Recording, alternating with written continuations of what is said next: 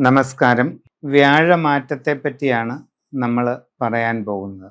ഉത്തരം നാളുകാരെ സംബന്ധിച്ച് രണ്ട് രീതിയിൽ വരുന്നുണ്ട്. ഉത്തരത്തിൽ കാൽ എന്ന് പറയുന്നത് ചിങ്ങക്കൂറിൽ വരുന്നതാണ്, ആദ്യത്തെ 15 നാഴികക്കാര്. ഉത്തരത്തിൽ മുക്കാൽ എന്ന് പറയുന്നത് കന്നിക്കൂറിൽ വരുന്നതുമാണ്. ചിങ്ങക്കൂറിലെ ഉത്തരംകാർക്ക് 12 വ്യാഴം മാറുന്നത്. കന്നിക്കൂറിലെ ഉത്തരംകാർക്ക് 11 വ്യാഴം മാറുന്നു.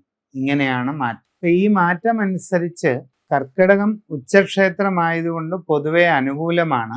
നിങ്ങൾക്ക് തൊഴിൽ രംഗത്ത് ഗുണകരമായിട്ടുള്ള നല്ല മാറ്റങ്ങൾ ഉണ്ടാകും. പല വിധത്തിലുള്ള നേട്ടങ്ങൾ നിങ്ങൾക്ക് ജോലിയിൽ കൈവരിക്കാനായിട്ട് സാധിക്കും. നല്ല പുരോഗതി നേടിയെടുക്കാൻ അവസരമുണ്ടാകും. പുതിയ ജോലിക്ക് വേണ്ടി ശ്രമിക്കുന്നവർക്ക് അധികം വൈകാതെ അത് സാധിക്കുന്നതാണ്. ആഗ്രഹിക്കുന്നത് പോലെ നല്ല ജോലി തന്നെ നിങ്ങൾക്ക് ലഭിക്കുന്നതും ആണ്. വിവിധ മേഖലകളിൽ സ്വന്തമായിട്ട് പലവിധ ജോലികളിൽ ഏർപ്പെട്ടുകൊണ്ടിരിക്കുന്നവർക്കും പുരോഗതി ഉണ്ടാകും, സാമ്പത്തിക നേട്ടങ്ങളുണ്ടാകും, അഭിവൃദ്ധി കൈവരിക്കും. നിങ്ങൾക്ക് നിങ്ങളുടെ കർമ്മരംഗത്തെ നല്ല രീതിയിൽ ഉയർത്തിക്കൊണ്ടുവരാൻ സാധിക്കുന്നതാണ്. കുട്ടികൾക്ക് പഠന നിലവാരം കുറെ കൂടി ഉയരും. ആഗ്രഹിക്കുന്നത് പോലെ നേട്ടങ്ങൾ പഠനകാര്യങ്ങളിൽ കൈവരിക്കാൻ കഴിയും. സാമ്പത്തികമായിട്ട് ഭീമമായ പാഴ്ചെലവുകളൊന്നും ഇല്ലാതെ തന്നെ ആഗ്രഹിക്കുന്ന നല്ല ഉപരിപഠനം നേടിയെടുക്കാനുള്ള അവസരം നിങ്ങളുടെ മുമ്പിൽ തെളിഞ്ഞു കിട്ടുന്നതാണ്. വിവിധ വകുപ്പുകളിൽ ഔദ്യോഗിക രംഗത്ത് പ്രവർത്തിക്കുന്നവർക്ക് വളരെ പുരോഗതി ഉണ്ടാകും. നിങ്ങൾ ആഗ്രഹിക്കുന്ന മാറ്റങ്ങൾ പലതും വന്നു ചേരുന്നതാണ് എന്നുള്ളതാണ് പ്രധാനം. കച്ചവടക്കാർക്ക് നല്ല സാമ്പത്തിക പുരോഗതി കാണുന്നുണ്ട്.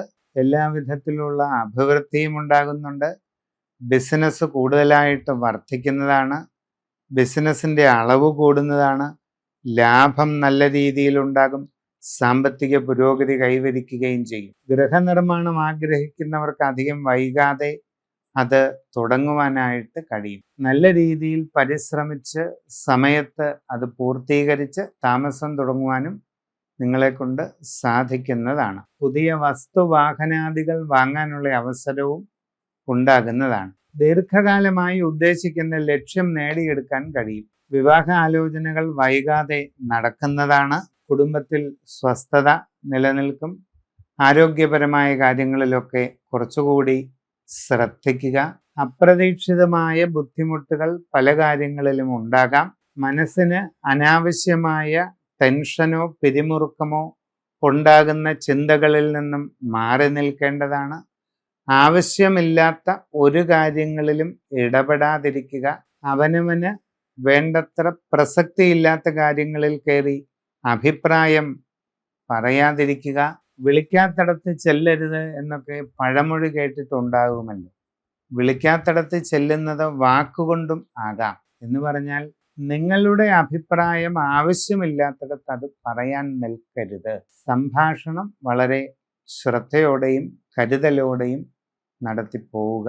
സമഗ്രമായ രാശിചിന്ത ചെയ്ത് ഉചിത പ്രതിവിധികൾ കാണുക.